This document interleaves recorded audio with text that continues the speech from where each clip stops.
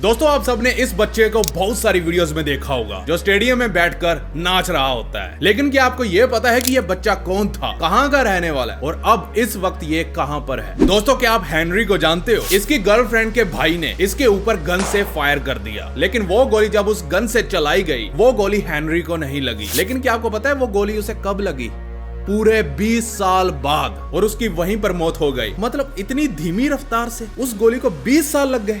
रुक जाओ, पूरी स्टोरी जानने को मिलेगी। दोस्तों आपने वैनम मूवी तो देखी होगी जिसके अंदर एक एलियन या पैरासाइट उस बंदे की बॉडी पर कब्जा कर लेता है और अपने मन मुताबिक उसकी बॉडी को हिलाता है, जंप करता है, हाथ हिलाता है। We are Venom।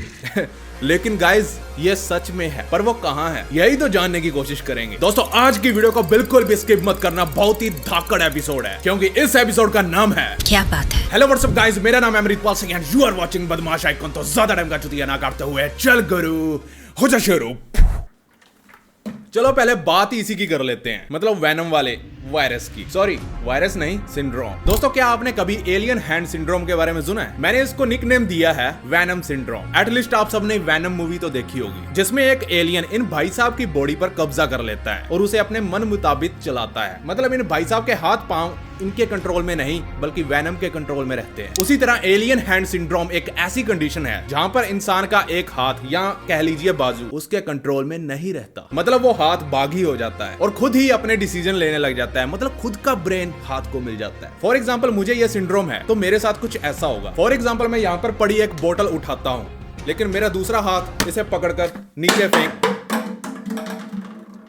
फेंक देगा क्योंकि ये हाथ मेरे कंट्रोल में नहीं रहेगा। आप में से भी कई लोगों को ये सिंड्रोम होगा थोड़ा थोड़ा। फॉर एग्जांपल एक हाथ से आप स्विच ऑन करते हो लाइट का और दूसरा हाथ ऑटोमेटिकली उसे बंद कर देता है। इसका पहला केस सन 1908 में मिला था जब एक महिला को स्ट्रोक आने से उसका लेफ्ट साइड अफेक्ट हो गया। मतलब उसे ये एलियन हैंड सिंड्रोम हो गया और जब वो रिकवर हो रही थी तो उसे धीरे धीरे पता चला कि उसका लेफ्ट हैंड या कह लीजिए बाजू उसके कंट्रोल में नहीं था, बिल्कुल भी कंट्रोल में नहीं था। सन 1940 के बाद जब ब्रेन सर्जरी वगैरह होनी शुरू हुई तो ये सिंड्रोम काफी ज्यादा फैल गया। मतलब काफी केसेस आने लग गए। गाइस एलियन हैंड सिंड्रोम बहुत ही खतरनाक है। अगर किसी को ये हुआ है तो उसका हाथ आपके गले को दबा सकता है, मतलब खुद ही खुद को मार सकता है या खुद को चांटे मार सकता है और चांटे पड़वा भी सकता है। और अगर आपको किसी पर गुस्सा आ रहा है तो ये हैंड अपने आप उठकर उसको थप्पड़ मार देगा, जबकि ये आपके कंट्रोल में नहीं है। आप दूसरे हाथ से उस हाथ को रोकोगे बार बार, लेकिन वो आपके कंट्रोल में नहीं रहेगा। इसी वजह से इसे खतरनाक सिंड्रोम कहा जाता है। मैंने निकनेम दिया था ना वैनम सिंड्रोम।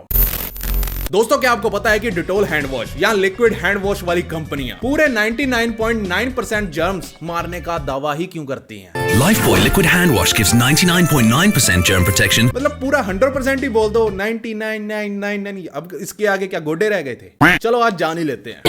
डेटॉल हो। वो 0.1% इसलिए छोड़ देते हैं ताकि अगर उन पर कोई केस भी करे तो वो ये कहकर अपना पल्ला झाड़ ले कि हमने थोड़ा ना कहा था कि 100% कीटाणु मारेगा। अगर आपने ध्यान से देखा होगा तो कंपनी वाले ये भी लिखते हैं कि टेस्टेड इन लैब्स, मतलब वो लैब जहां पर पहले से ही उन्होंने सारे बैक्टीरिया मारे हुए हैं। अगर टेस्ट करना ही है तो रियल लाइफ में चेक करके परसेंटेज लिखो। इसी तरह से काटती हैं हमारी ये कंपनियां। रैशेस और स्किन इन्फेक्शंस, डेटॉल कूल देता है आम साबुन से 100% बेहतर हिफाजत और मेंथॉल की कूलिंग।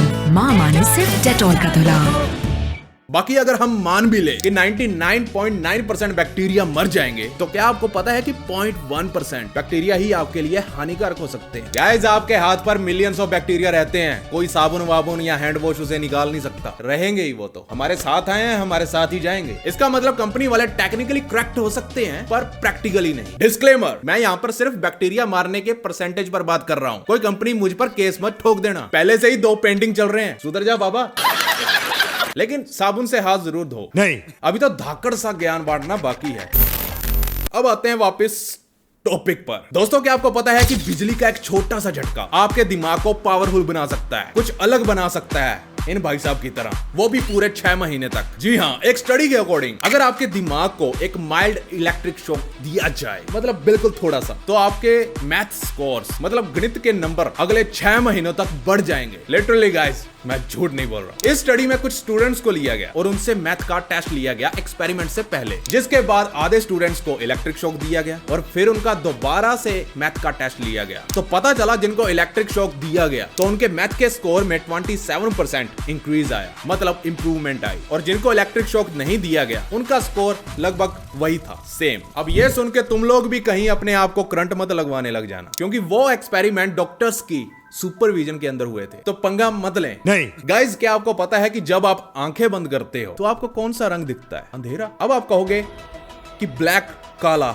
हाँ कुछ ऐसा ही रंग दिखता है, लेकिन यहीं पर आप मात खा जाते हो, क्योंकि आपको कख नहीं पता। वो कलर ब्लैक नहीं होता, काला नहीं होता, उस कलर को कहते हैं आइगन ग्राउ, जिसका जर्मन में मतलब होता है इंट्रिंसिक ग्रे। बस इतना ही था, मैंने सोचा बता के निकल जाता हूँ। लेकिन आपको तो नहीं ना पता था कि आपकी आंखों में ग्रे रंग दिखता है, ना कि ब्लैक। अच्छा, हमको सिखा रिया है। अब आते हैं उस गोली पर जिसको किसी की खोपड़ी में घुसने में 20 साल लगे। दोस्तों, जब कोई गोली बंदूक से निकलती है तो सामने खड़े बंदे को मारने के लिए आपको कितने सेकंड लगेंगे? आई थिंक 1 सेकंड भी नहीं लगेगा, 2 तो ज्यादा ही हो गए। लेकिन इस गोली को टारगेट तक पहुंचने में पूरे 20 साल लग गए। आई एम नॉट जॉकिंग, कोई मजाक नहीं चल रहा है। यह बुलेट दुनिया की सबसे पेशेंट बुलेट है, मतलब दुनिया की सबसे सब्र वाली बुलेट। हुआ असल में यह था सन 1883 में टेक्सास के एक छोटे से टाउन हनी ग्रूव में हेनरी नाम का एक शख्स रहता था और उसने अपनी मंगेतर मैसी टिचनोर को छोड़ दिया था, जिसके बाद उसकी मंगेतर ने नींद की गोलियां खा ली थी और हमेशा के लिए सो गई। तो मैसी के भाई को बहुत गुस्सा आया, तो वो हेनरी के फार्म में गया और उसको गन पॉइंट पर शूट कर दिया, गोली मारकर हत्या कर दी और वापस घर पर आकर अपने आप को भी गोली मार ली। बाद में पता चला कि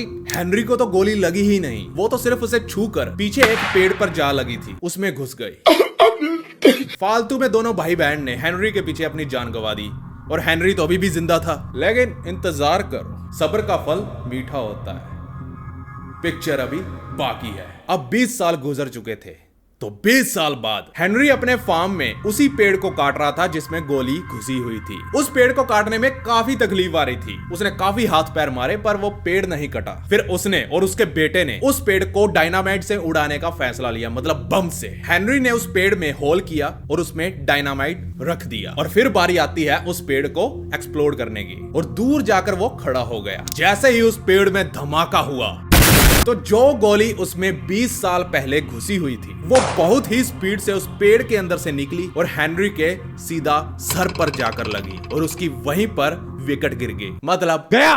तो ओवरऑल हम ये कह सकते हैं कि मैसी के भाई का बदला पूरा हो गया, चाहे ही उसमें 20 साल लग गए। भाइयों बहनों, इसके लिए भी दीदी के आंसू बहने चाहिए या नहीं बहने चाहिए? नहीं। सब्र वाली गोली थी और सब्र का फल मीठा होता है।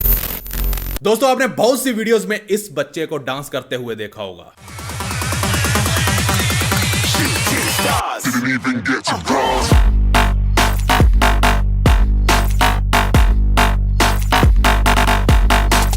लेकिन क्या आपको यह पता है कि यह बच्चा आखिर है कौन? दोस्तों, ये वाली जो नाच रहा है ना ये बच्चा, ये वीडियो है सन 2014 की। इसके अच्छे दिन 2014 में ही आ गए थे। ये कुछ करने वाले लोग, क्योंकि ये तब 8 साल का हो चुका था और इसका नाम है जोनाथन, और ये बच्चा मियामी यूनाइटेड स्टेट से है। ये अपनी फैमिली के साथ बेसबॉल मैच देखने आया था। ए टीवी वाले भाई, ए सफेद कपड़ा, ओ जब उसने ये रियलाइज किया कि कैमरा उसकी तरफ मुड़ गया है और टीवी पर जनता उसे देख रही है। ईश्वर कर दो कैमरा, कैमरा ईश्वर कर दो, तुम कैमरा तुम ईश्वर कर दो।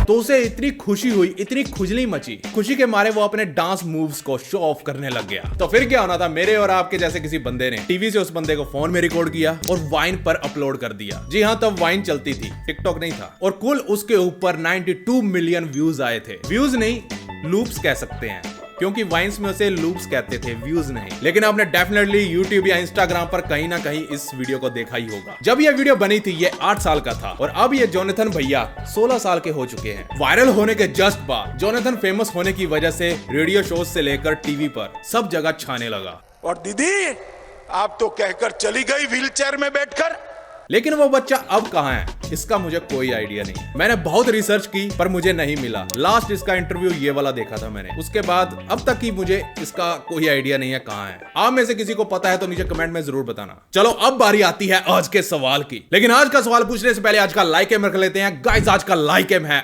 1 लाख लाइक। मुझे आप पर पूरा विश्वास है कि आप कर दोगे। देखते हैं यार इस बार आप करते हो या नहीं। चलो अब आते हैं आज के सवाल के ऊपर।